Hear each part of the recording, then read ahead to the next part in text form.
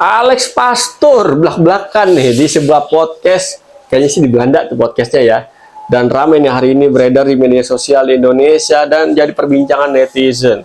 Ada beberapa poin yang disampaikan sama Alex Pastur dalam podcast tersebut terkait tentang dinamika timnas Indonesia di round keempat ya kan, yang berujung pemecatan ataupun pisah jalan, bukan pemecatan ya, gue rubah, pisah jalan antara Patrick Kluivert bersama jajaran staf pelatihnya bersama PSSI ya kan.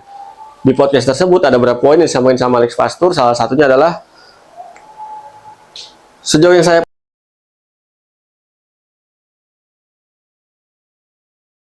sebagai peringkat 119 dunia itu tidaklah mudah atau realistis. Nah ini menurut gue kocak ya. Logika aja nih, logika awam aja, kita main logika awam aja ya. Ketika Sintayong nih nanganin Indonesia di tahun lalu ya, Desember ya, sampai dengan Desember 2023 lawan Arab bulan November, di situ tuh kita menang 2-0. Logikanya aja ya, ketika ada sebuah tim nih, timnas Indonesia lagi on fire-nya, saat itu ada di peringkat 3 kalau nggak salah tuh. 1 Jepang, 2 Australia kalau nggak salah ya, ketiganya Indonesia, 4-nya siapa? Arab Saudi. Ya Arab Saudi 4 tuh. Dan antara peringkat 3 Indonesia sama peringkat 2 Australia itu cuma selisih 1 poin. Tiba-tiba diganti ke Patrick Kluivert. Nah seharusnya dengan logika kayak gitu tuh, dan posisi kita di papan klasemen saat itu selisih 1 poin yang peringkat 2 ya, seharusnya Alex Pastur udah bisa ngeliat nih sampai Patrick Kluivert ya kan, tantangannya bakalan gede nih. Kita nggak berbicara peringkat berapa, realistis atau nggak realistis, tapi dari segi papan klasemen saat itu kan udah ada harapan nih kita bisa menang Arab Saudi, yang dimana sepanjang sejarah sepak bola kita susah banget tuh ngalahin Arab Saudi kan. Setidaknya udah syukur, tahu kita bisa menang 2-0 di GBK, dan posisi papan klasemen sementara di round ketiga di bulan November tahun lalu itu kita tahu-tahu ada di peringkat 3, selisih 1 poin peringkat 2, yang mana peringkat 1 dan 2 itu lolos otomatis Piala Dunia dari round ketiga.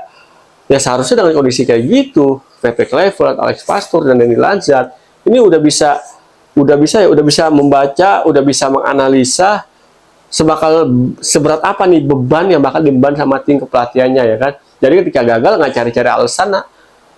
Ya kalau emang nggak ditargetin wajib lolos Piala Dunia, tapi dengan kondisi kayak gitu, tentu pasti harapan gedenya, entah itu federasi ataupun pecinta sepak bola tanah air, pasti berharapnya ya lolos dong ke Piala Dunia. Karena kan udah dari papan klasemen tuh, dari performa kita udah kelihatan tuh ya kan. Di sisi skuad pun ya kelihatan di round keempat skuad Indonesia itu menurut market value kurang lebih setengah triliun. 500 miliaran tuh total squad market value timnas Indonesia di round keempat. Dari sisi squad ya nggak ada perdebatan menurut gue ya. Di sisi squad ada peningkatan nih dari round ketiga di bulan November pas kita ngalahin Arab Saudi terakhir di era Sintayong, sebelum diganti sama Patrick Kluivert dan kawan-kawan. Salah satunya ada Alex Pastur di situ. Seharusnya dengan hal kayak gini nih ya, menurut gue sih kayak nyari alasan lain nih Alex Pastur nih. Tidak mudah atau realistis ya kan. Ya seharusnya dengan kondisi kayak gitu realistis lah menurut gue ya, kita lolos ke Piala Dunia entah itu dari round ketiga ataupun dari round keempat. Karena apa? Dari sisi skuad kita udah cukup mumpuni untuk bersaing dengan Arab Saudi, dengan Irak yang jadi lawan kita di round keempat ya kan. Ditambah lagi juga dari segi apa ya, mental bertanding pun saat itu di November 2024 ini lagi tinggi-tingginya nih mental bertanding timnas Indonesia di bawah asuhan coach Sintayong. Seharusnya nih coach Patrick Kluivert, coach Alex Pastur ini ya tinggal nerusin aja perjuangan yang udah dibangun sama Sintayong. Fondasi gaya bermain timnas Indonesia di era Sintayong ya dilalahnya kan malah diubah-ubah, diutak-atik ya kan. Pengen banget main total football menyerang ya, menurut gue sih nggak bisa semudah membayangkan telapak tangan ya kan.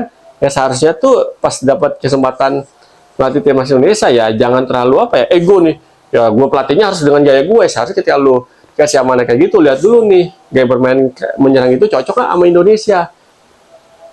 Harusnya begitu tuh. Dan Australia udah kelihatan. Gue kira abis lawan Australia ini benar-benar menjadi muhasabah mendalam nih kan.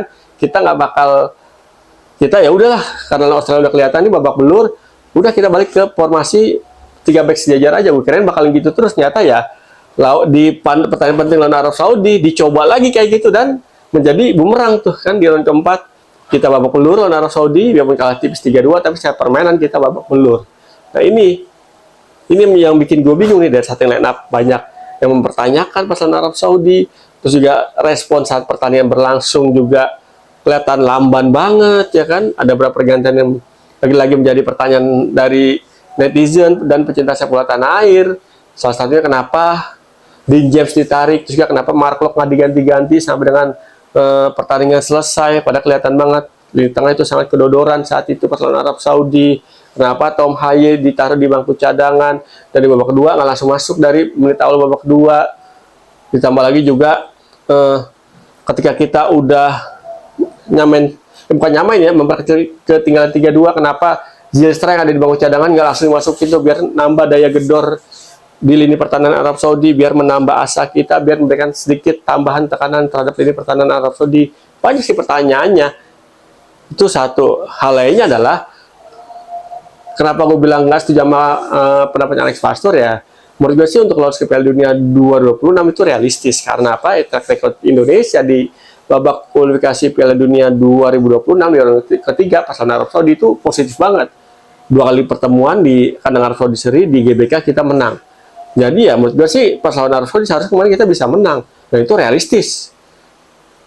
Even ranking FIFA Indonesia sama Arab Saudi jomplang ya, tapi dari segi permainan, dari segi mentalitas bertanding ini udah jauh banget nih. Kita udah mental bertanding pas Arab Saudi sebelum di round keempat ini udah bagus banget karena kita udah punya bekal yang sangat-sangat oke.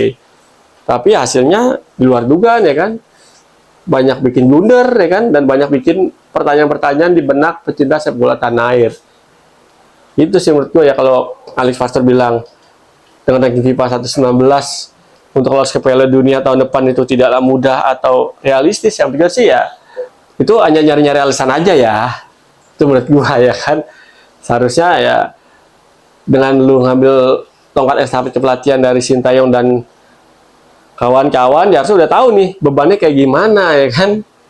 Dan abis pertandingan pun lawan Irak ya ini Patrick Kluivert dan seluruh staf pelatihnya ini nggak ada yang nyamperin penonton satupun tuh ya kan. Sekedar ya apalah basa-basi minta maaf atau apa, enggak, malah langsung pulang ke Belanda. Ya namanya supporter kecewa pastilah ya kan. Dia perlu kan ditargetin wajib masuk Piala Dunia, tapi ya dengan kesempatan yang ada harusnya momen itu diambil karena masuk Piala Dunia tahun depan itu berharga buat Indonesia. Karena apa ya, itu bisa berdampak banyak hal ke sisi-sisi lainnya, nggak di sepak bola doang, di sektor lain juga bisa berdampak kayak ekonomi dan lain sebagainya. Itu sih menurut gua yang mau gue bahas di konten gua kali ini nih. Jadi menurut gua sih apa yang sama nama Alex Pastor di podcast tersebut tentang berapa poinnya, salah satu yang tadi gua bahas tuh ya kan, masalah peringkat ranking FIFA Indonesia yang 119 itu menjadi tidaklah mudah bagi Indonesia untuk lolos ke Piala Dunia 2026.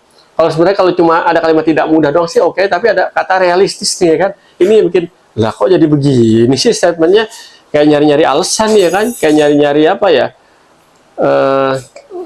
nyari-nyari biar ya aku kan udah berusaha semaksimal mungkin ya. Maksimalnya kayak gimana dulu ya kan. Toh di lapangan juga kelihatan ya kan, respon apa namanya itu kontra strateginya kelihatannya kayak apa ya menurut gue ya. Ya kayak kelihatannya pas Arab Saudi itu kan lambat, nggak bisa nih untuk mencari strategi alternatif biar kita bisa ngimbangin permainan Arab Saudi saat itu ya kan. Malah kita yang didikte sama Arab Saudi, ya hasilnya Arab Saudi dengan happy ending kan. Arab Saudi lolos ke Piala Dunia 2026 lewat tahun keempat, ya kita berharap lagi nih lolos ke Piala Dunia edisi berikutnya. Udah pusing ngomonginnya. Thank you udah nonton konten gue, Pundit Abangan. Ketemu lagi bersama gue Irwan Chan di konten Pundit Abangan berikutnya. Salam olah bola.